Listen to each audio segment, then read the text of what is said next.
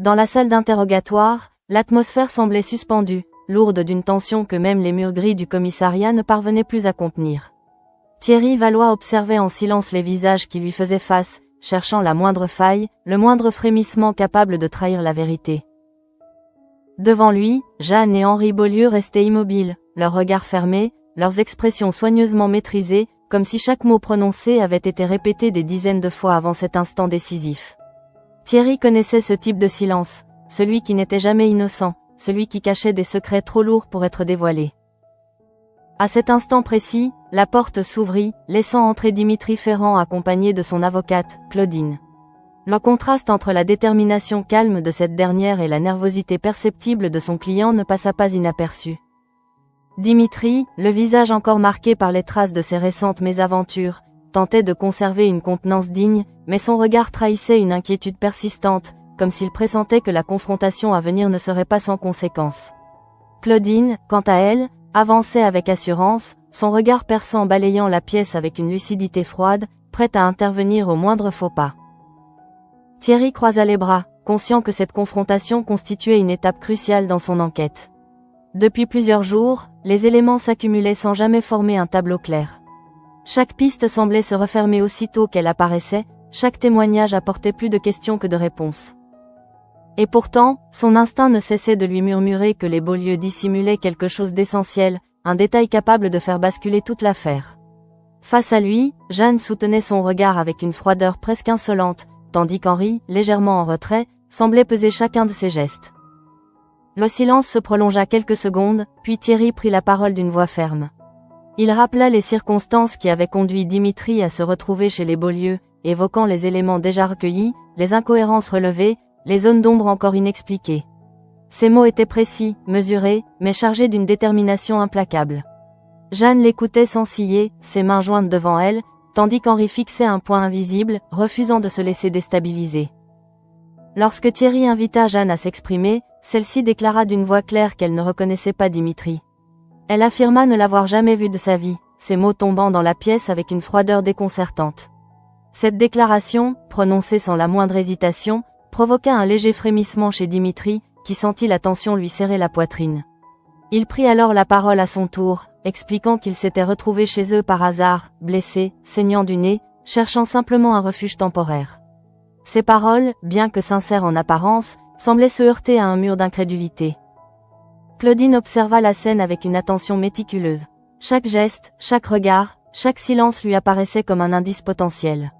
Elle percevait l'étrangeté de cette situation, l'incohérence de ce couple qui, loin de se montrer accusateur, semblait au contraire déterminé à nier toute implication. Ce refus obstiné de reconnaître Dimitri ne relevait pas d'un simple hasard. Il dissimulait une intention, une stratégie, peut-être même une peur plus profonde. Claudine comprit alors que cette affaire dépassait largement le cadre d'une simple confrontation. Thierry, de son côté, sentit la frustration monter en lui. Il avait espéré que cette confrontation ferait éclater la vérité, qu'un mot, un geste, suffirait à briser la façade des Beaulieu. Mais Jeanne restait inflexible, et Henri se contentait d'acquiescer en silence. Face à cette impasse, le policier se tourna vers Claudine, guettant sa réaction. Celle-ci, fidèle à son rôle, rappela qu'aucune plainte n'avait été déposée et qu'en l'absence de charge, son client était libre de partir. Sa voix, posée et assurée, résonna comme un rappel à l'ordre, mettant fin à la confrontation avec une autorité incontestable. Alors que Dimitri quittait la pièce aux côtés de son avocate, Thierry sentit un goût amer d'échec envahir ses pensées. Il avait la conviction que la vérité lui échappait de peu, dissimulée derrière les mensonges savamment orchestrés des Beaulieu. Cette sensation d'impuissance, qu'il détestait par-dessus tout, renforça sa détermination. Il se promit de ne pas abandonner, persuadé que chaque mensonge finissait toujours par se fissurer. Dans le couloir du commissariat, Claudine ralentit le pas, laissant Dimitri reprendre son souffle. Elle l'observa un instant, attentive à son état, avant de lui adresser un regard empreint de gravité. Elle ne comprenait pas pourquoi les Beaulieu avaient choisi de le couvrir, et cette question la troublait profondément. Dimitri, quant à lui, semblait partagé entre soulagement et inquiétude. Il savait qu'il venait d'échapper à une situation délicate, mais il pressentait que cette apparente chance n'était qu'un répit fragile. Claudine, fidèle à son instinct, ne tarda pas à exprimer ses doutes. Selon elle, Les Beaulieu étaient bien plus louches que Dimitri lui-même, et leur attitude ne pouvait s'expliquer que par l'existence d'un secret inavouable. Ces paroles, prononcées avec une lucidité froide, résonnèrent dans l'esprit de Dimitri, ravivant ses propres craintes. Il comprit alors que cette affaire ne faisait que commencer et que les apparences trompeuses cachaient une menace plus grande encore. Pendant ce temps, ailleurs à Montpellier, la vie poursuivait son cours, tissant autour de cette intrigue principale une toile d'événements et de relations complexes. Nicolas conduisait sa femme Valérie à son travail, échangeant avec elle des propos anodins qui dissimulaient mal son agitation intérieure. Architecte talentueuse, Valérie se consacrait avec passion à ses projets, ignorante du jeu ambigu que son mari entretenait dans l'ombre. Nicolas, en effet, continuait de nourrir une fascination troublante pour Élisabeth Bastide, dont l'élégance et l'influence exerçaient sur lui une attraction irrésistible.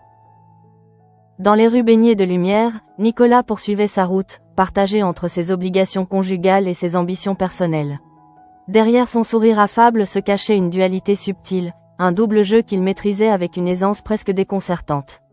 Valérie, absorbée par son travail, ne percevait pas encore les signes de cette ambiguïté, tandis que Nicolas, de son côté, se laissait séduire par l'idée d'un rapprochement avec Élisabeth, dont la présence incarnait à ses yeux une promesse de reconnaissance et d'ascension. À l'hôpital, une autre tension se faisait sentir. Clémence, confrontée aux décisions de la direction, tentait de préserver l'intégrité des soins prodigués aux patients. Le nouveau planning, qui réduisait les équipes au minimum, représentait pour elle un compromis inacceptable. Elle refusait de sacrifier la qualité des soins au nom d'impératifs budgétaires, et cette conviction nourrissait en elle une colère silencieuse. La directrice, inflexible, jugeait cependant ce choix trop coûteux, laissant Clémence face à un dilemme moral douloureux. Alain, témoin de cette situation, tenta de l'encourager à résister aux pressions hiérarchiques. Ses paroles, empreintes de bienveillance, visaient à soutenir la détermination de Clémence, mais celle-ci, épuisée par le poids des responsabilités, se réfugia dans son bureau, où elle avala plusieurs antidouleurs.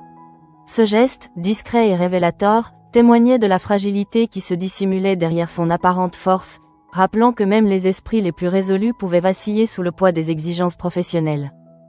Dans le même temps, Johanna poursuivait son activité d'avocate, accompagnant son client Guillaume Sérignan lors de l'enregistrement d'un podcast animé par Nicolas Fourneau. Ancien footballeur devenu entrepreneur prospère dans l'immobilier, Sérignan incarnait la réussite et le charisme. Son discours, ponctué d'anecdotes et de confidences, captait l'attention de son auditoire, tandis que son regard, parfois insistant, se posait sur Kira avec une intensité troublante. Johanna, attentive et professionnelle, observait la scène avec un mélange de curiosité et de prudence. Elle percevait chez son client un charme certain, mais également une ambiguïté subtile, un jeu de séduction qui ne laissait personne indifférent. Dans cet univers où les apparences comptaient autant que les intentions, chaque sourire, chaque regard, semblait dissimuler une stratégie, un calcul, une ambition. Au commissariat, Thierry, toujours hanté par l'échec de la confrontation, partageait ses doutes avec Baker. Il avait la certitude que chacun se couvrait, que les Beaulieu comme Dimitri dissimulaient une part de vérité. Cette conviction, loin de l'affaiblir, nourrissait sa détermination. Il confia à son supérieur qu'il n'appréciait guère que l'on se moque de lui, révélant ainsi la fierté blessée qui animait son engagement. Alors que la journée s'achevait, les fils de ces intrigues entremêlées semblaient se rapprocher inexorablement, tissant une toile complexe où se mêlaient secrets, rivalité et ambition. Dans l'ombre, les Beaulieu poursuivaient leur stratégie, Jeanne nourrissant déjà le désir de retrouver Dimitri pour récupérer ce qu'il avait volé, conformément à la volonté de leur père. Sous la pluie battante, elle rentra chez elle aux côtés d'Henri, persuadée que cette histoire n'en était qu'à ses débuts. Ainsi s'achevait cette première étape d'un récit où les apparences trompeuses dissimulaient des enjeux plus profonds, où chaque personnage avançait avec ses propres secrets, ses propres failles, et où le destin de Dimitri semblait désormais suspendu à la menace grandissante des Beaulieu. La pluie continuait de tomber sur Montpellier, dessinant sur les pavés des reflets tremblants qui semblaient annoncer les remous à venir. Sous ce voile humide, Jeanne et Henri Beaulieu regagnaient leur domicile en silence. Le bruit régulier de leurs pas se mêlait au murmure de l'averse, tandis qu'un sentiment d'inquiétude persistante s'insinuait dans l'air. Jeanne, le regard fixé droit devant elle, paraissait absorbée par ses pensées, comme si chaque goutte de pluie ravivait en elle une détermination froide et inflexible. À ses côtés, Henri avançait sans mot dire, conscient que sa sœur n'avait pas encore dévoilé toute l'ampleur de ses intentions. Lorsqu'ils franchirent enfin le seuil de leur maison, Jeanne retira lentement son manteau trempé, laissant glisser l'eau sur le sol carrelé. Son visage, éclairé par la lumière blafarde du vestibule, exprimait une résolution glaciale. Elle brisa le silence d'une voix basse mais ferme, affirmant que cette histoire était loin d'être terminée. Pour elle, la confrontation au commissariat n'avait été qu'un avertissement, un signe que leur passé ressurgissait et exigeait réparation. Elle évoqua leur père, dont la volonté continuait de peser sur eux comme une injonction irrévocable. Dimitri Ferrand devait rendre ce qu'il avait pris, et rien ne pourrait les détourner de cet objectif. Henri observa sa sœur avec gravité, partagée entre la loyauté familiale et l'ombre grandissante du danger.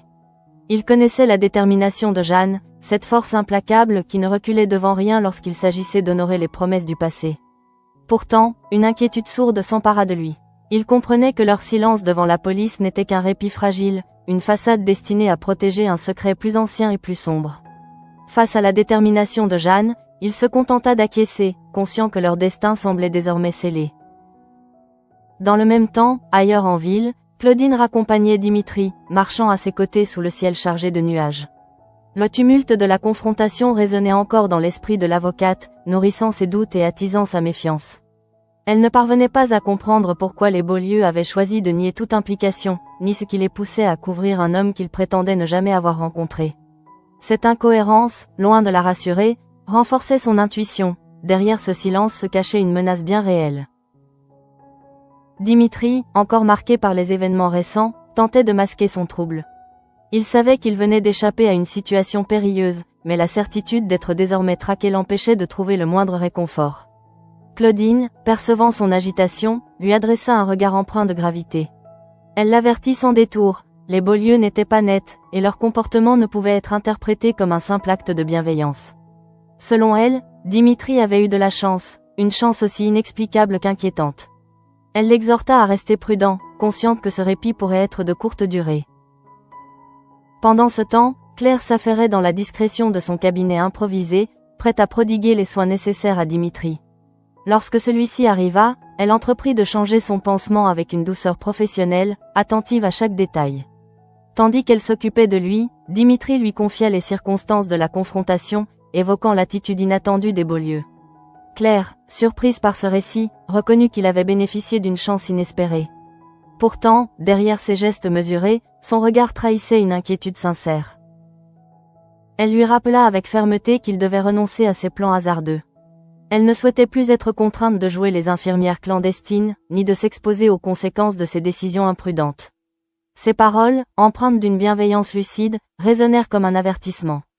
Dimitri, touché par cette sollicitude, acquiesça en silence, conscient que son destin dépendait désormais de sa capacité à éviter de nouveaux pièges. À quelques rues de là, Marc Lévy se trouvait plongé dans une toute autre préoccupation. Dans l'intimité de son salon, il s'efforçait de réparer un projecteur ancien, dont le mécanisme récalcitrant retenait prisonnier un film Super 8. Ce fragment du passé, chargé de souvenirs, éveillait en lui une nostalgie douce amère. Chaque tentative pour libérer la pellicule semblait raviver des images enfouies, des instants suspendus qui continuaient de hanter sa mémoire. Dans le silence feutré de la pièce, le cliquetis de l'appareil résonnait comme un écho du temps révolu. Pendant ce temps, à l'hôpital, Clémence affrontait une nouvelle journée marquée par les tensions professionnelles. Le planning qu'elle avait élaboré, conçu pour préserver la qualité des soins, venait d'être rejeté par la direction, jugé trop coûteux. Cette décision la plongeait dans un profond désarroi, nourrissant un sentiment d'injustice qu'elle peinait à contenir. Fidèle à ses convictions, elle refusait de sacrifier l'intégrité de son travail au profit de contraintes budgétaires. Alain, témoin de son trouble, tenta de l'encourager à résister aux exigences de la directrice. Ses paroles, empreintes de sollicitude, visaient à soutenir sa détermination. Pourtant, Clémence, accablée par la pression, se réfugia dans son bureau, où elle avala plusieurs antidouleurs. Ce geste, discret mais révélateur, témoignait de la fatigue accumulée et de la fragilité dissimulée derrière son engagement professionnel. Dans le silence de la pièce, elle prit conscience du prix que lui imposait sa quête d'excellence. Dans un tout autre cadre, Johanna assistait à l'enregistrement du podcast de son client Guillaume Sérignan, animé par Nicolas Fourneau. L'atmosphère était empreinte d'une énergie chaleureuse, où se mêlaient anecdotes et confidences. Ancien footballeur devenu entrepreneur prospère, Sérignan captivait son auditoire par son parcours singulier et son charisme naturel. Son discours, ponctué d'humour et de sincérité, reflétait la réussite qu'il avait su bâtir avec détermination. Cependant, derrière cette façade séduisante, Johanna percevait une ambiguïté subtile. Le regard de Sérignan, parfois insistant, se posait sur Kira avec une intensité troublante. Cette attention inattendue éveilla en elle un sentiment de méfiance, révélant la complexité de cet homme dont le charme dissimulait peut-être d'autres intentions. Dans cet univers où l'image et l'influence façonnaient les destinées, chaque geste semblait chargé d'une signification cachée. Au commissariat, Thierry Valois demeurait absorbé par les conséquences de la confrontation. L'échec de cette tentative de vérité pesait sur son esprit, nourrissant une frustration qu'il peinait à dissimuler. Devant Baker, il exprima ses doutes avec une franchise désarmante. Il avait la conviction que chacun se couvrait, que les Beaulieu comme Dimitri dissimulaient une part essentielle de la vérité. Cette impression d'être manipulé heurtait son orgueil et renforçait sa détermination à faire éclater les faits. Baker, fidèle à son pragmatisme, écouta son subordonné avec attention, conscient de la complexité de l'affaire. Il savait que Thierry ne renoncerait pas, que sa ténacité finirait par révéler ce que les apparences s'efforçaient de dissimuler. Dans le silence du bureau, une certitude s'imposait. Cette enquête n'en était qu'à ses prémices, et les secrets enfouis ne tarderaient pas à refaire surface. La soirée s'annonçait sous le signe des apparences et des rivalités. Chez Elisabeth Bastide, l'heure était à l'apéritif, organisé en présence de personnalités influentes d'Occitanie. Dans l'élégance feutrée de son salon, Elisabeth accueillait ses invités avec un sourire maîtrisé, incarnant l'assurance et le raffinement qui faisaient sa réputation.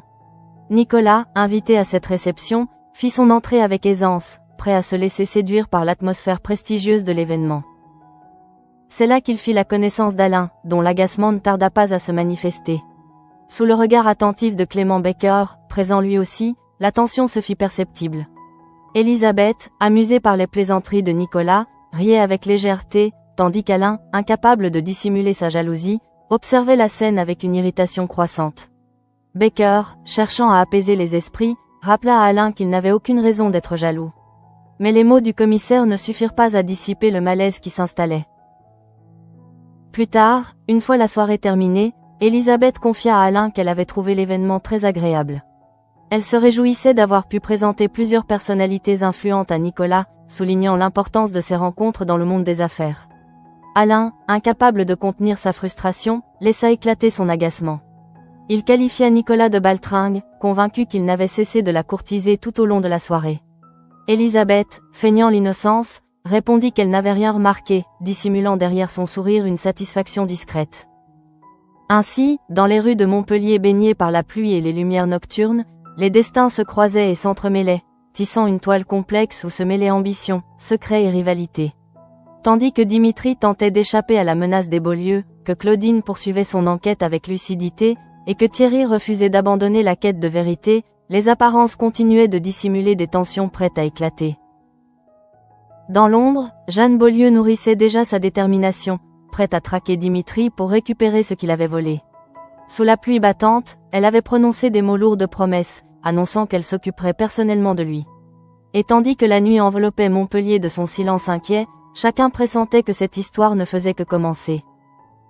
La nuit s'était installée sur Montpellier avec une lenteur presque solennelle, enveloppant la ville d'un voile d'ombre et de lumière tamisée. Dans le silence feutré de son bureau, Thierry Valois demeurait plongé dans ses pensées, incapable de se détacher de l'échec cuisant de la confrontation organisée plus tôt dans la journée. Sur son bureau, les dossiers éparpillés semblaient former une mosaïque incomplète, chaque pièce apportant son lot de questions sans jamais offrir de réponse définitive. Il relisait les rapports, analysait les dépositions, cherchant dans les détails la moindre incohérence susceptible de faire vaciller le fragile édifice de mensonges qu'il pressentait.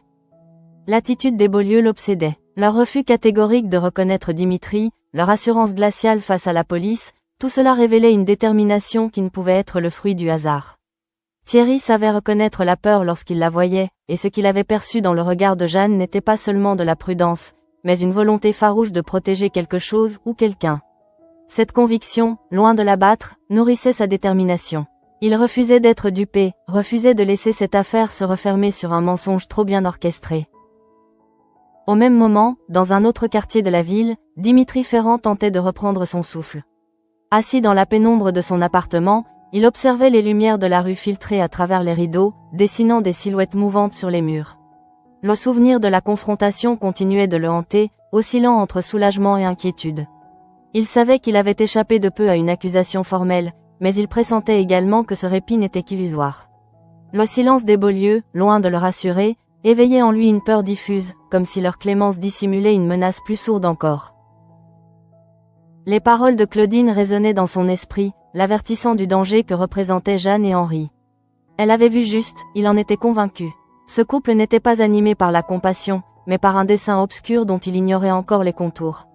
Dimitri se remémora les instants passés chez eux, les regards échangés, les silences lourds de sens. Tout, dans leur attitude, révélait une tension contenue, une violence prête à surgir au moindre faux pas. Il comprit alors que sa fuite ne serait pas suffisante pour échapper à leur emprise. Pendant ce temps, Claudine, installée dans son cabinet, relisait ses notes avec une attention méticuleuse. La confrontation avait confirmé ses intuitions, renforçant ses soupçons à l'égard des Beaulieu. Leur refus de reconnaître Dimitri constituait une anomalie juridique qu'elle ne parvenait pas à expliquer. Si leur intention avait été de se protéger, ils auraient déposé plainte ou exigé réparation. Or, leur silence révélait une stratégie plus complexe, une volonté de dissimuler un secret dont elle ne percevait encore que l'ombre. L'avocate, habituée aux jeux de pouvoir et aux manipulations, comprenait que cette affaire dépassait le simple cadre d'un litige. Elle pressentait l'existence d'un enjeu plus vaste, un héritage du passé susceptible de bouleverser les équilibres présents. Animée par cette conviction, elle se promit de rester vigilante, déterminée à protéger son client tout en cherchant à comprendre les véritables motivations de ses adversaires. Dans un autre registre, la soirée organisée par Elisabeth Bastide continuait de résonner dans les esprits. Les éclats de rire, les conversations feutrées et les regards échangés formaient encore une toile invisible où se mêlaient ambition et rivalité. Nicolas, rentré chez lui, repensait à l'élégance d'Elisabeth, à la manière dont sa présence avait capté l'attention de tous. Il se remémorait ses paroles, ses gestes mesurés, et se laissait envahir par une fascination qu'il peinait à dissimuler. À ses côtés, Valérie demeurait absorbée par ses projets d'architecture, ignorant les pensées qui agitaient son mari. Elle parlait avec enthousiasme de ses réalisations, décrivant les lignes et les volumes qui prenaient forme sous ses esquisses. Nicolas l'écoutait d'une oreille distraite, partagée entre la fidélité qu'il lui devait et l'attrait qu'exerçait sur lui le monde raffiné d'Elisabeth.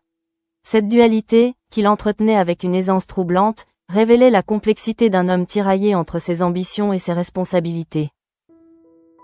À l'hôpital, Clémence poursuivait son combat silencieux contre les décisions de la direction. Les couloirs résonnaient des pas pressés du personnel soignant, tandis qu'elle s'efforçait de maintenir la qualité des soins malgré les contraintes imposées. La fatigue se lisait dans ses gestes, mais sa détermination demeurait intacte. Elle refusait de céder à la logique économique qui menaçait l'équilibre fragile de l'établissement. Dans son bureau, Alain repensait à leur conversation, conscient de la fragilité dissimulée derrière la fermeté de Clémence. Il admirait son engagement, sa capacité à résister aux pressions, mais il percevait également la souffrance que cette lutte engendrait. Le souvenir de la soirée chez Elisabeth, et l'irritation qu'il avait ressentie face à Nicolas, se mêlaient à ses préoccupations professionnelles, nourrissant en lui un sentiment d'inquiétude diffuse. Pendant ce temps, Johanna regagnait son cabinet, son esprit encore habité par l'enregistrement du podcast de Guillaume Sérignan. Elle repensait à la prestance de son client, à la manière dont il avait captivé son auditoire par le récit de son parcours. Ancien footballeur devenu entrepreneur prospère, Sérignan incarnait la réussite et la séduction, mais quelque chose dans son attitude la troublait. Le regard qu'il avait adressé à Kira, chargé d'une intensité ambiguë, éveillait en elle une méfiance instinctive. Habituée à décrypter les intentions cachées, Johanna percevait chez lui une complexité qu'elle ne parvenait pas à définir. Derrière son charme apparent, elle pressentait une volonté de conquête, un désir de domination qui ne se limitait pas au domaine professionnel. Cette impression, bien que fugace, la poussa à redoubler de vigilance, consciente que les apparences pouvaient dissimuler des ambitions plus profondes. Dans la pénombre de son appartement, Marc Lévy parvint enfin à libérer le film Super 8 prisonnier de son projecteur. La pellicule se déroula lentement entre ses doigts, révélant des images figées par le temps. Il observa les silhouettes tremblantes qui apparaissaient à la lumière, fragments d'un passé révolu qui continuait de hanter sa mémoire. Chaque image constituait une trace, un témoignage fragile de moments disparus, rappelant la fragilité des souvenirs et la persistance des émotions. Au commissariat, Thierry poursuivait son analyse avec obstination. Face à Baker, il exprima ses doutes avec une franchise désarmante, convaincu que chacun se couvrait, que les Beaulieu comme Dimitri dissimulaient une part essentielle de la vérité. Baker, fidèle à son pragmatisme, écouta attentivement son subordonné, conscient de la complexité de l'affaire. Il savait que Thierry ne renoncerait pas, que sa ténacité finirait par révéler ce que les apparences s'efforçaient de dissimuler. Dans l'ombre, Jeanne Beaulieu poursuivait sa réflexion, animée par une détermination implacable. Installée dans le silence de sa chambre, elle repensait aux événements de la journée, à la confrontation, aux regards échangés, aux paroles prononcées. Pour elle, cette histoire n'était qu'un avertissement, le signe que leur passé revenait réclamer justice. Elle se remémora les paroles de leur père, dont la volonté continuait de guider ses actions. Dimitri Ferrand devait rendre ce qu'il avait pris, et rien ne saurait l'en détourner. Henri, de son côté, observait sa sœur avec une inquiétude grandissante. Il connaissait sa détermination, mais il redoutait les conséquences de cette quête obstinée. Pourtant, lié par le devoir familial, il demeurait à ses côtés, prêt à l'accompagner dans cette entreprise périlleuse. Dans le silence de la nuit, les Beaulieu semblaient unis par un secret dont la gravité dépassait toute compréhension. Ainsi, tandis que Montpellier s'endormait sous un ciel assombri, les destins de ses habitants continuaient de s'entrelacer, portés par des ambitions, des rivalités et des secrets prêts à éclater. Dimitri, traqué par une menace invisible, cherchait à échapper à son passé. Claudine, guidée par son intuition, s'efforçait de percer le mystère des Beaulieu. Thierry, fidèle à son instinct, refusait d'abandonner la quête de vérité. Et dans l'ombre, Jeanne Beaulieu, animée par une volonté implacable, nourrissait déjà le désir de retrouver Dimitri pour récupérer ce qu'il avait volé. Ses paroles, prononcées sous la pluie, résonnaient comme une promesse lourde de conséquences. Elle s'occuperait de lui, coûte que coûte. À l'aube d'un nouveau jour, Montpellier s'éveillait lentement sous une lumière pâle, presque irréelle, comme si la ville elle-même retenait son souffle face aux événements à venir. Dans les rues encore désertes, les premières silhouettes se pressaient vers leurs occupations quotidiennes, inconscientes des tensions invisibles qui continuaient de se tisser dans l'ombre. Pourtant, derrière les façades tranquilles, les esprits restaient agités, hantés par les échos d'une affaire qui ne cessait de gagner en intensité. Au commissariat, Thierry Valois arrivait tôt, animé par une détermination farouche. La frustration née de l'échec de la confrontation ne s'était pas dissipée, bien au contraire, elle nourrissait en lui une volonté obstinée de comprendre ce qui se dissimulait derrière les mensonges des Beaulieu. Il parcourut les couloirs encore silencieux, saluant distraitement ses collègues, avant de s'installer à son bureau. Devant lui, les dossiers ouverts formaient un puzzle incomplet, chaque pièce révélant une vérité partielle, mais jamais suffisante pour éclairer l'ensemble. Il relut une fois de plus les dépositions, analysant les moindres détails, cherchant la faille capable de faire vaciller la version des Beaulieu. Leur refus catégorique de reconnaître Dimitri lui apparaissait désormais comme une stratégie mûrement réfléchie, un acte délibéré destiné à protéger un secret dont il ignorait encore la nature. Cette certitude, loin de l'abattre, renforçait sa détermination. Thierry refusait d'être dupé, refusait de laisser cette affaire s'enliser dans les méandres du silence. Dans le bureau voisin, Clément Baker observait son subordonné avec une attention mêlée de prudence. Il connaissait la ténacité de Thierry, cette obstination qui faisait de lui un enquêteur redoutable, mais il savait aussi combien elle pouvait devenir dangereuse lorsqu'elle se heurtait à des intérêts obscurs. Baker l'encouragea à poursuivre ses investigations avec discernement, rappelant que la vérité exigeait patience et méthode. Thierry acquiesça en silence, conscient que chaque pas devait être mesuré, mais déterminé à ne pas renoncer. Pendant ce temps, dans un quartier résidentiel de Montpellier, Dimitri Ferrand observait la ville depuis la fenêtre de son appartement. Les premiers rayons du soleil se reflétaient sur les toits, dessinant des éclats dorés qui contrastaient avec l'inquiétude qui l'habitait. La nuit n'avait pas apaisé ses tourments. Au contraire, elle avait ravivé les souvenirs de la confrontation, les regards glacés de Jeanne, le silence complice d'Henri, et la certitude troublante que leur clémence n'était qu'une illusion. Il repensa aux paroles de Claudine, à ses avertissements empreints de gravité. Les Beaulieu n'étaient pas nets, elle en était convaincue, et leur comportement révélait l'existence d'un secret dont il ignorait encore l'ampleur. Cette idée le hantait, nourrissant une angoisse diffuse qui ne cessait de grandir. Dimitri comprit alors qu'il ne pouvait plus se contenter de fuir. Il devait rester vigilant, anticiper les dangers, et peut-être même affronter les conséquences de ses actes. Dans son cabinet, Claudine se préparait à une nouvelle journée de travail. Assise derrière son bureau, elle relisait les notes prises lors de la confrontation, son esprit analytique s'efforçant de reconstituer les faits avec précision. Elle revoyait les visages des Beaulieu, leur calme apparent, leur refus obstiné de reconnaître Dimitri. Cette attitude, loin de la rassurer, renforçait ses soupçons. Elle pressentait l'existence d'un enjeu plus vaste, une vérité enfouie dans le passé, prête à ressurgir au moment le plus inattendu. L'avocate, habituée aux manipulations et aux jeux de pouvoir, comprenait que cette affaire dépassait le simple cadre juridique. Elle se promit de rester vigilante, déterminée à protéger son client tout en cherchant à comprendre les motivations profondes de ses adversaires. Pour elle, le silence des Beaulieu constituait une énigme, et chaque énigme appelait une réponse.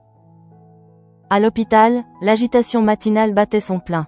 Les couloirs résonnaient des pas pressés du personnel soignant, tandis que les patients attendaient avec une résignation silencieuse. Clémence, fidèle à son engagement, poursuivait son combat contre les décisions de la direction. Le nouveau planning, conçu pour réduire les coûts, menaçait selon elle la qualité des soins prodigués aux malades. Cette situation la plongeait dans un dilemme moral douloureux, nourrissant une colère qu'elle s'efforçait de contenir. Dans son bureau, elle s'accorda un instant de répit, laissant retomber la tension accumulée. Le poids des responsabilités pesait sur ses épaules, et la fatigue se lisait dans ses gestes. Pourtant, sa détermination demeurait intacte. Elle refusait de céder aux impératifs budgétaires, convaincue que la dignité des patients devait primer sur toute considération financière. Alain, venu lui rendre visite, tenta de l'encourager à résister aux pressions hiérarchiques. Ses paroles, empreintes de bienveillance, lui offrirent un soutien précieux, mais la lutte qu'elle menait exigeait une force qu'elle commençait à puiser au plus profond d'elle-même. Dans un autre quartier de la ville, Johanna retrouvait son cabinet, encore habité par les souvenirs de l'enregistrement du podcast de Guillaume Sérignan. Elle repensait à la prestance de son client, à la manière dont il avait captivé son auditoire par le récit de son parcours.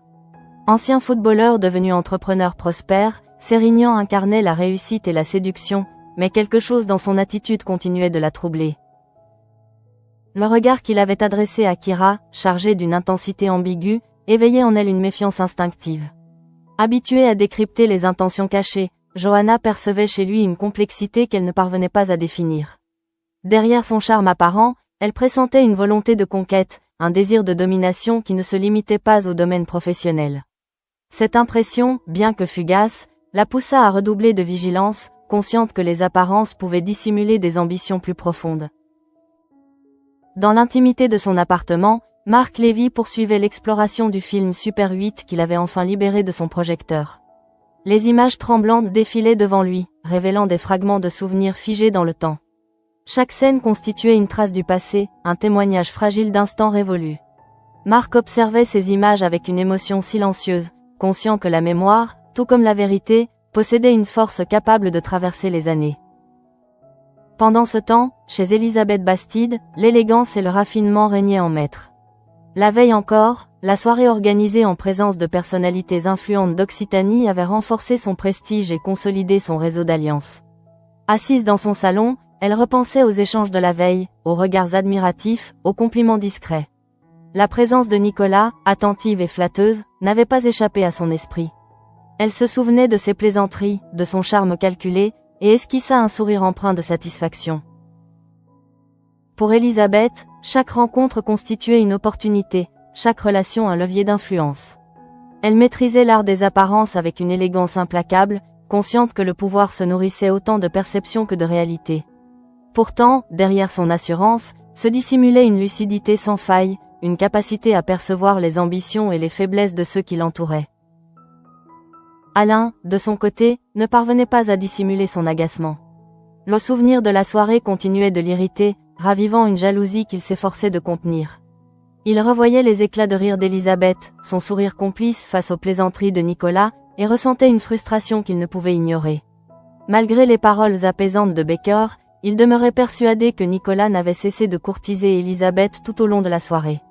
Cette conviction, mêlée à son attachement sincère pour elle, nourrissait en lui un trouble qu'il peinait à maîtriser. Dans un quartier plus discret de Montpellier, Jeanne Beaulieu observait la ville depuis la fenêtre de sa maison. Le soleil levant éclairait son visage d'une lumière froide, révélant une détermination implacable. Pour elle, la confrontation au commissariat n'avait été qu'un prélude, un avertissement annonçant le retour d'un passé qu'elle refusait d'oublier. Les paroles de leur père résonnaient encore dans son esprit, guidant chacune de ses décisions. Elle se tourna vers Henri, dont le silence traduisait une inquiétude grandissante. Malgré ses doutes, il demeurait fidèle à sa sœur, lié par un devoir familial auquel il ne pouvait se soustraire.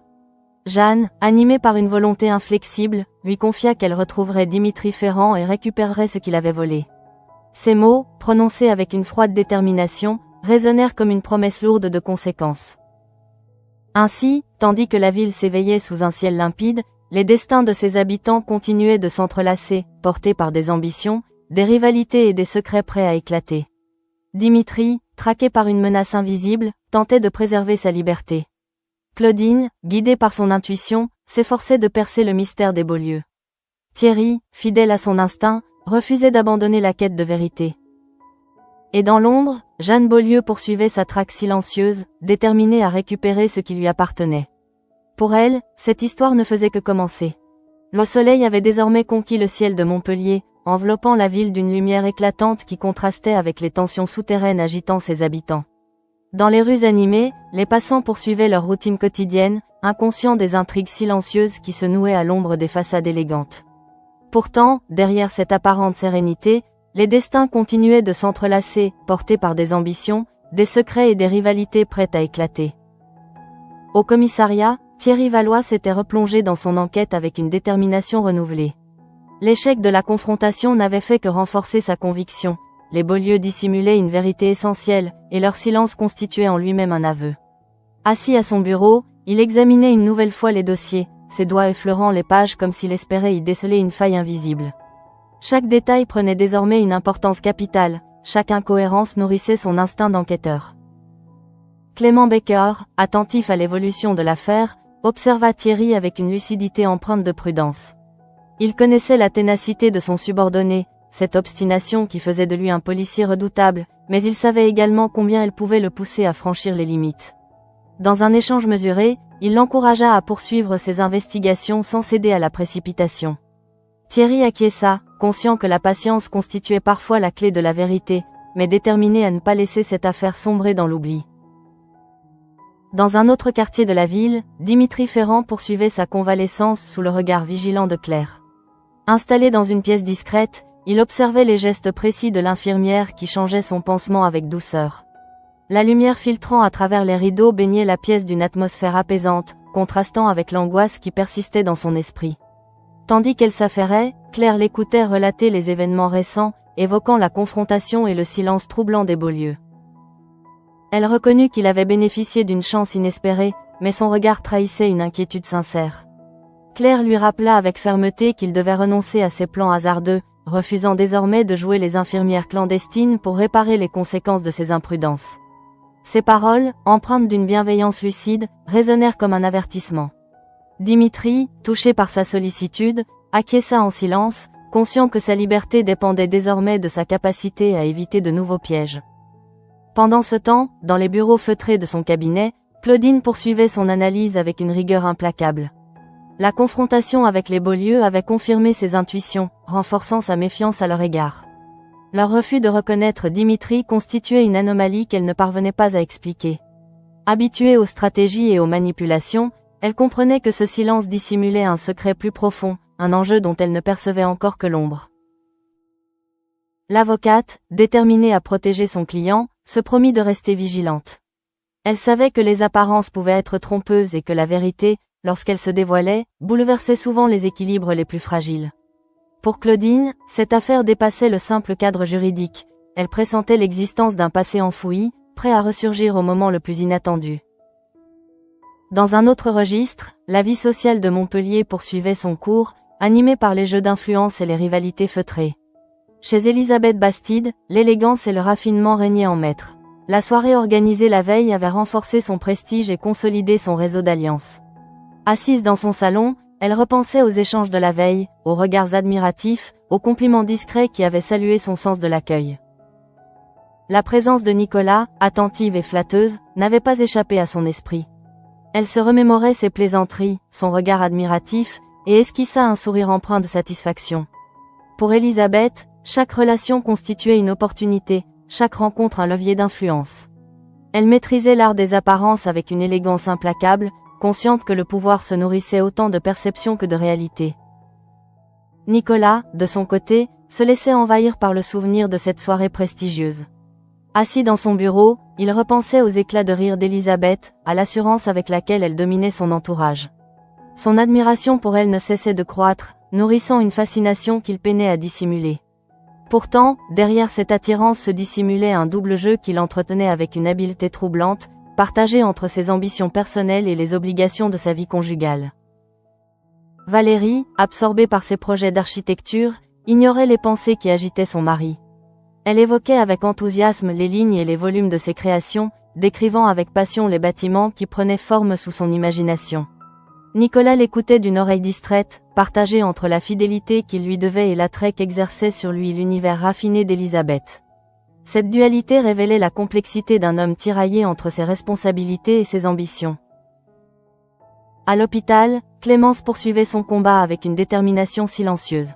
Le nouveau planning imposé par la direction menaçait la qualité des soins, et cette perspective nourrissait en elle une colère difficile à contenir. Fidèle à ses convictions, elle refusait de sacrifier la dignité des patients au profit d'impératifs budgétaires. Dans son bureau, elle s'accorda un instant de répit, laissant retomber la tension accumulée, avant d'avaler quelques antidouleurs pour apaiser la douleur qui la tenaillait. Alain, témoin de sa fatigue, tenta de l'encourager à résister aux pressions hiérarchiques. Ses paroles, empreintes de bienveillance, lui offrirent un soutien précieux. Pourtant, la lutte qu'elle menait exigeait une force considérable, et Clémence comprenait que chaque décision constituait un compromis douloureux entre ses convictions et la réalité. Dans un autre quartier de Montpellier, Johanna poursuivait ses activités professionnelles, son esprit encore habité par l'enregistrement du podcast de Guillaume Sérignan. Elle repensait à la prestance de son client, à la manière dont il avait captivé son auditoire par le récit de son parcours. Ancien footballeur devenu entrepreneur prospère, Sérignan incarnait la réussite et le charisme. Son discours, ponctué d'anecdotes et de confidences, reflétait la détermination qui avait guidé sa réussite. Cependant, derrière cette façade séduisante, Johanna percevait une ambiguïté subtile. Le regard que Sérignan avait adressé à Kira, chargé d'une intensité troublante, éveillait en elle une méfiance instinctive. Habituée à décrypter les intentions cachées, elle percevait chez lui une complexité qu'elle ne parvenait pas à définir. Derrière son charme apparent, elle pressentait une volonté de conquête, un désir de domination qui ne se limitait pas au domaine professionnel. Dans la pénombre de son appartement, Marc Lévy poursuivait l'exploration du film Super 8 qu'il avait libéré de son projecteur. Les images tremblantes défilaient devant lui, révélant des fragments de souvenirs figés dans le temps. Chaque scène constituait une trace du passé, un témoignage fragile d'instants révolus. Marc observait ces images avec une émotion silencieuse, conscient que la mémoire, tout comme la vérité, possédait une force capable de traverser les années. Pendant ce temps, chez les Beaulieu, l'atmosphère demeurait empreinte d'une tension palpable. Jeanne, animée par une détermination implacable, repensait aux événements récents avec une froide lucidité. Pour elle, la confrontation au commissariat n'avait été qu'un prélude, un avertissement annonçant le retour d'un passé qu'elle refusait d'oublier. Les paroles de leur père continuaient de résonner dans son esprit, guidant chacune de ses décisions. Elle se tourna vers Henri, dont le silence traduisait une inquiétude grandissante. Malgré ses doutes, il demeurait fidèle à sa sœur, lié par un devoir familial auquel il ne pouvait se soustraire. Jeanne lui confia qu'elle retrouverait Dimitri Ferrand et récupérerait ce qu'il avait volé. Ces mots, prononcés avec une froide détermination, résonnèrent comme une promesse lourde de conséquences. Ainsi, tandis que la ville poursuivait son agitation quotidienne, les fils de ces intrigues entremêlées semblaient se rapprocher inexorablement. Dimitri, traqué par une menace invisible, tentait de préserver sa liberté. Claudine, guidée par son intuition, s'efforçait de percer le mystère des Beaulieu. Thierry, fidèle à son instinct, refusait d'abandonner la quête de vérité. Et dans l'ombre, Jeanne Beaulieu poursuivait sa traque silencieuse, déterminée à récupérer ce qui lui appartenait. Dans le tumulte discret de Montpellier, chacun avançait avec ses propres secrets et ses propres failles, ignorant que leur destin était déjà lié par une histoire dont l'issue demeurait incertaine. Mais une chose était certaine, la confrontation n'avait été qu'un début, et les véritables enjeux restaient encore à révéler. La fin de journée s'étirait lentement sur Montpellier, baignant la ville d'une lumière dorée qui semblait apaiser les façades et les esprits, sans pour autant dissiper les tensions invisibles qui s'y déployaient. Dans ce décor presque serein, les intrigues poursuivaient leur cours, tissant patiemment un réseau de secrets et de rivalités dont les conséquences ne tardaient pas à se révéler. Chaque personnage avançait, guidé par ses ambitions, ses doutes et ses blessures, inconscient que leur destin convergeait vers un point de rupture imminent. Au commissariat, Thierry Valois poursuivait son enquête avec une détermination intacte. Assis à son bureau, plongé dans la lumière artificielle des néons, il relisait une fois encore les dépositions et les rapports, cherchant à percer le mystère qui entourait les Beaulieu. L'échec de la confrontation demeurait une blessure ouverte, une humiliation silencieuse qu'il refusait d'accepter. Pour lui, le silence obstiné de Jeanne et Henri ne pouvait être qu'une façade, un rempart fragile destiné à dissimuler une vérité plus sombre. Face à lui, Clément Baker observait avec attention l'obstination de son subordonné. Il connaissait la ténacité de Thierry, cette capacité à poursuivre une piste jusqu'à son dénouement, mais il savait aussi combien cette détermination pouvait le conduire à se heurter à des forces insaisissables. Baker l'encouragea à faire preuve de patience, rappelant que la vérité se révélait souvent avec le temps. Thierry acquiesça, conscient que chaque indice, aussi insignifiant fût-il, pouvait devenir la clé de l'énigme. Dans un autre quartier de la ville, Dimitri Ferrand tentait de se fondre dans la routine quotidienne, cherchant à apaiser l'angoisse qui l'habitait. Assis dans un café discret, il observait les passants avec une vigilance accrue, persuadé que le danger pouvait surgir à tout instant. Le souvenir de la confrontation au commissariat, et plus encore le silence troublant des Beaulieu, continuait de le hanter. Il savait que cette clémence inattendue dissimulait une menace plus insidieuse, une traque silencieuse dont il ignorait encore l'ampleur. Les paroles de Claudine résonnaient dans son esprit, l'avertissant du danger que représentaient Jeanne et Henri. Elle avait perçu ce que lui-même redoutait. Leur refus de le reconnaître ne relevait pas de la compassion, mais d'une stratégie dont il était la cible. Dimitri comprit alors que sa liberté dépendait de sa prudence et de sa capacité à anticiper les dangers. Chaque regard croisé dans la rue, chaque silhouette aperçue au loin éveillait en lui une inquiétude diffuse, nourrissant le sentiment d'être traqué. Pendant ce temps, dans son cabinet, Claudine poursuivait son analyse avec une rigueur implacable. La confrontation avait confirmé ses intuitions, renforçant sa méfiance à l'égard des Beaulieu. Leur silence constituait une anomalie qu'elle ne parvenait pas à expliquer, un indice révélateur d'un secret enfoui dans le passé. Assise à son bureau, elle relisait ses notes avec une attention méticuleuse, cherchant à reconstituer le fil des événements avec précision. Habituée aux jeux de pouvoir et aux manipulations, Claudine comprenait que cette affaire dépassait le simple cadre juridique. Elle pressentait l'existence d'un enjeu plus vaste, une vérité dissimulée dont les ramifications pouvaient bouleverser les équilibres présents. Déterminée à protéger son client, elle se promit de rester vigilante, consciente que chaque détail pouvait constituer une pièce essentielle du puzzle. À l'hôpital, l'agitation de la journée laissait place à une atmosphère plus feutrée. Clémence, épuisée par les tensions professionnelles, s'accordait un moment de répit dans son bureau. Le nouveau planning imposé par la direction continuait de la hanter, menaçant selon elle la qualité des soins prodigués aux patients. Fidèle à ses convictions, elle refusait de céder aux impératifs budgétaires, convaincue que la dignité des malades devait primer sur toute considération financière. Alain, venu lui rendre visite, tenta de l'encourager à résister aux pressions hiérarchiques. Ses paroles, empreintes de bienveillance, lui offrirent un soutien précieux. Pourtant, la fatigue accumulée se lisait dans les gestes de Clémence, révélant la fragilité dissimulée derrière son engagement. Dans le silence du bureau, elle avala quelques antidouleurs, consciente du prix que lui imposait sa quête d'excellence. Dans un tout autre cadre, Johanna retrouvait son cabinet après une journée marquée par l'enregistrement du podcast de Guillaume Sérignan. Elle repensait à la prestance de son client, à la manière dont il avait captivé son auditoire par le récit de son parcours. Ancien footballeur devenu entrepreneur prospère, Sérignan incarnait la réussite et le charisme. Pourtant, derrière cette façade séduisante, Johanna percevait une ambiguïté subtile. Le regard qu'il avait adressé à Kira, chargé d'une intensité troublante, éveillait en elle une méfiance instinctive. Habituée à décrypter les intentions cachées, elle pressentait chez lui une volonté de conquête qui ne se limitait pas au domaine professionnel. Cette impression, bien que fugace, la poussa à redoubler de vigilance, consciente que les apparences pouvaient dissimuler des ambitions plus profondes. Dans l'intimité de son appartement, Marc Lévy poursuivait l'exploration du film Super 8 qu'il avait enfin libéré de son projecteur. Les images tremblantes défilaient devant lui, révélant des fragments de souvenirs figés dans le temps. Chaque scène constituait une trace du passé, un témoignage fragile d'instants révolus. Marc observait ces images avec une émotion silencieuse, conscient que la mémoire, tout comme la vérité, possédait une force capable de traverser les années. Pendant ce temps, chez Elisabeth Bastide, l'élégance et le raffinement continuaient de régner en maître. La soirée organisée en présence de personnalités influentes d'Occitanie avait renforcé son prestige et consolidé son réseau d'alliances. Assise dans son salon, elle repensait aux échanges de la veille, aux regards admiratifs et aux compliments discrets qui avaient salué son sens de l'accueil. La présence de Nicolas, attentive et flatteuse, n'avait pas échappé à son esprit. Elle se remémorait ses plaisanteries, son regard admiratif, et esquissa un sourire empreint de satisfaction. Pour Elisabeth, chaque relation constituait une opportunité, chaque rencontre un levier d'influence. Elle maîtrisait l'art des apparences avec une élégance implacable, consciente que le pouvoir se nourrissait autant de perception que de réalité. Alain, de son côté, ne parvenait pas à dissimuler son agacement. Le souvenir de la soirée continuait de l'irriter, ravivant une jalousie qu'il s'efforçait de contenir.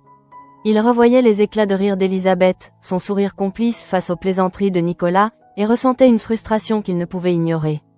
Malgré les paroles apaisantes de Becker, il demeurait persuadé que Nicolas n'avait cessé de courtiser Elisabeth tout au long de la soirée. Dans un quartier plus discret de Montpellier, Jeanne Beaulieu observait la nuit tomber depuis la fenêtre de sa maison. L'obscurité enveloppait la ville d'un voile silencieux, tandis que son esprit demeurait animé par une détermination implacable. Pour elle, la confrontation au commissariat n'avait été qu'un prélude, un avertissement annonçant le retour d'un passé qu'elle refusait d'oublier. Les paroles de leur père continuaient de résonner dans son esprit, guidant chacune de ses décisions. Elle se tourna vers Henri, dont le silence traduisait une inquiétude grandissante. Malgré ses doutes, il demeurait fidèle à sa sœur, lié par un devoir familial auquel il ne pouvait se soustraire. Jeanne lui confia qu'elle retrouverait Dimitri Ferrand et récupérerait ce qu'il avait volé. Ces mots, prononcés avec une froide détermination, résonnèrent comme une promesse lourde de conséquences. Ainsi, tandis que la nuit enveloppait Montpellier de son silence inquiet, les fils de ces intrigues entremêlées semblaient se rapprocher inexorablement. Dimitri, traqué par une menace invisible, tentait de préserver sa liberté. Claudine, guidée par son intuition, s'efforçait de percer le mystère des Beaulieu. Thierry, fidèle à son instinct, refusait d'abandonner la quête de vérité. Et dans l'ombre, Jeanne Beaulieu poursuivait sa traque silencieuse, déterminée à récupérer ce qui lui appartenait. Dans le tumulte discret de Montpellier, chacun avançait avec ses propres secrets et ses propres failles, ignorant que leur destin était déjà lié par une histoire dont l'issue demeurait incertaine. Mais une chose était certaine, la confrontation n'avait été qu'un début, et les véritables enjeux restaient encore à révéler. La nuit enveloppait Montpellier d'un silence profond, seulement troublé par le murmure lointain de la ville qui refusait de s'endormir. Sous les lumières tamisées des réverbères, les rues semblaient figées dans une attente invisible, comme si chaque ombre dissimulait un secret prêt à surgir. Dans cette atmosphère suspendue, les destins de ceux qui avaient été mêlés à l'affaire Beaulieu convergeaient vers un point de tension dont nul ne pouvait encore mesurer les conséquences. Au commissariat, Thierry Valois demeurait seul face aux dossiers éparpillés sur son bureau. L'échec de la confrontation continuait de le hanter, nourrissant une frustration qu'il peinait à contenir. Pourtant, derrière cette colère contenue, se cachait une détermination intacte. Thierry refusait de se résigner à l'opacité des mensonges, convaincu que la vérité finirait par émerger. Chaque détail, chaque incohérence relevée dans les dépositions des Beaulieu renforçait sa certitude. Cette affaire dissimulait un secret plus vaste, un mystère dont il n'avait encore entrevu que l'ombre. Clément Becker, attentif à la ténacité de son subordonné, lui avait rappelé plus tôt dans la journée que la patience constituait l'arme la plus redoutable de l'enquêteur. Thierry, bien qu'ébranlé par l'échec de la confrontation, savait qu'il ne pouvait renoncer. Dans le silence du commissariat endormi, il relisait une dernière fois les dossiers, animé par la conviction que la vérité, aussi dissimulée fût-elle, finirait par se dévoiler. Pendant ce temps, dans un appartement discret de Montpellier, Dimitri Ferrand tentait de trouver le repos. Allongé dans la pénombre, il observait les ombres mouvantes dessinées par les lumières de la rue. La confrontation au commissariat, le silence troublant des Beaulieu, et surtout les avertissements de Claudine continuaient de le hanter.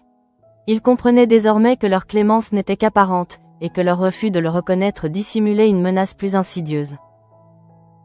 Les paroles de Jeanne résonnaient dans son esprit comme une promesse inquiétante. Elle n'en resterait pas là, il en était convaincu. L'idée d'être traqué l'empêchait de trouver la paix, nourrissant une angoisse diffuse qui s'insinuait dans chacune de ses pensées. Pourtant, malgré la peur, Dimitri ressentait une étrange lucidité. Il savait que sa liberté dépendrait de sa prudence et de sa capacité à éviter les pièges qui se refermaient autour de lui. Dans son cabinet, Claudine poursuivait son analyse avec une concentration implacable. La confrontation avec les Beaulieu avait confirmé ses intuitions, renforçant sa méfiance à leur égard. Leur refus de reconnaître Dimitri constituait une anomalie qu'elle ne parvenait pas à expliquer. Habituée aux manipulations et aux jeux de pouvoir, Elle pressentait l'existence d'un secret enfoui dans le passé, prêt à ressurgir au moment le plus inattendu.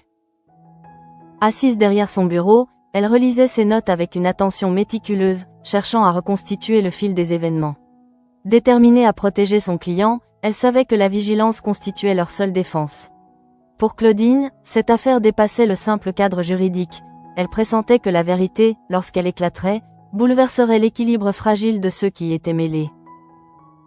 À l'hôpital, la journée s'achevait dans une atmosphère plus calme. Clémence, épuisée par les tensions professionnelles, s'accordait un moment de répit dans son bureau. Le nouveau planning imposé par la direction continuait de la hanter, menaçant selon elle la qualité des soins prodigués aux patients. Fidèle à ses convictions, elle refusait de céder aux impératifs budgétaires, convaincue que la dignité des malades devait primer sur toute considération financière. Alain, venu lui rendre visite, tenta une nouvelle fois de l'encourager à résister aux pressions hiérarchiques. Ses paroles, empreintes de bienveillance, lui offrirent un soutien précieux. Pourtant, la fatigue accumulée se lisait dans les gestes de Clémence, révélant la fragilité dissimulée derrière son engagement. Dans le silence du bureau, elle avala quelques antidouleurs, consciente du prix que lui imposait sa quête d'excellence. Dans un autre registre, la vie sociale de Montpellier poursuivait son cours, animée par les jeux d'influence et les rivalités feutrées. Chez Elisabeth Bastide, l'élégance et le raffinement régnaient en maître. La soirée organisée en présence de personnalités influentes d'Occitanie avait renforcé son prestige et consolidé son réseau d'alliances. Assise dans son salon, elle repensait aux échanges de la veille, aux regards admiratifs et aux compliments discrets qui avaient salué son sens de l'accueil. La présence de Nicolas, attentive et flatteuse, n'avait pas échappé à son esprit. Elle se remémorait ses plaisanteries, son regard admiratif, et esquissa un sourire empreint de satisfaction. Pour Elisabeth, chaque relation constituait une opportunité, chaque rencontre un levier d'influence. Elle maîtrisait l'art des apparences avec une élégance implacable, consciente que le pouvoir se nourrissait autant de perception que de réalité. Alain, de son côté, ne parvenait pas à dissimuler son agacement. Le souvenir de la soirée continuait de l'irriter, ravivant une jalousie qu'il s'efforçait de contenir. Il revoyait les éclats de rire d'Elisabeth, son sourire complice face aux plaisanteries de Nicolas, et ressentait une frustration qu'il ne pouvait ignorer. Malgré les paroles apaisantes de Becker, il demeurait persuadé que Nicolas n'avait cessé de courtiser Elisabeth tout au long de la soirée. Dans la pénombre de son appartement, Marc Lévy poursuivait l'exploration du film Super 8 qu'il avait enfin libéré de son projecteur. Les images tremblantes défilaient devant lui, révélant des fragments de souvenirs figés dans le temps. Chaque scène constituait une trace du passé, un témoignage fragile d'instants révolus. Marc observait ces images avec une émotion silencieuse, conscient que la mémoire, tout comme la vérité, possédait une force capable de traverser les années. Pendant ce temps, chez les Beaulieu, l'atmosphère demeurait empreinte d'une tension palpable. Jeanne observait la nuit tomber depuis la fenêtre, le regard animé d'une détermination implacable. Pour elle, la confrontation au commissariat n'avait été qu'un prélude, un avertissement annonçant le retour d'un passé qu'elle refusait d'oublier. Les paroles de leur père continuaient de résonner dans son esprit, guidant chacune de ses décisions. Elle se tourna vers Henri, dont le silence traduisait une inquiétude grandissante. Malgré ses doutes, il demeurait fidèle à sa sœur, lié par un devoir familial auquel il ne pouvait se soustraire. Jeanne lui confia qu'elle retrouverait Dimitri Ferrand et récupérerait ce qu'il avait volé, comme leur père l'avait exigé. Ces mots, prononcés avec une froide détermination, résonnèrent comme une promesse lourde de conséquences. Ainsi, tandis que la nuit enveloppait Montpellier de son silence inquiet, les fils de ces intrigues entremêlées semblaient se rapprocher inexorablement. Dimitri, traqué par une menace invisible, tentait de préserver sa liberté. Claudine, guidée par son intuition, s'efforçait de percer le mystère des Beaulieu. Thierry, fidèle à son instinct, refusait d'abandonner la quête de vérité. Dans l'ombre, Jeanne Beaulieu poursuivait sa traque silencieuse, déterminée à récupérer ce qui lui appartenait. Pour elle, cette histoire ne faisait que commencer. Et tandis que les regards se détournaient et que les apparences continuaient de masquer la vérité, un sentiment d'inéluctabilité s'imposait peu à peu. Le passé, longtemps dissimulé, finirait par ressurgir, entraînant chacun dans une spirale dont nul ne pourrait s'extraire. Dans le tumulte discret de Montpellier, les destins se croisaient et s'affrontaient, portés par des secrets, des mensonges et des ambitions contradictoires. L'échec de la confrontation n'était qu'un prélude, un avertissement annonçant des révélations à venir. Et tandis que l'aube s'annonçait déjà à l'horizon, promettant un nouveau jour chargé d'incertitudes, une vérité demeurait indéniable, le danger rôdait encore, prêt à frapper ceux qui oseraient défier l'ombre des Beaulieu.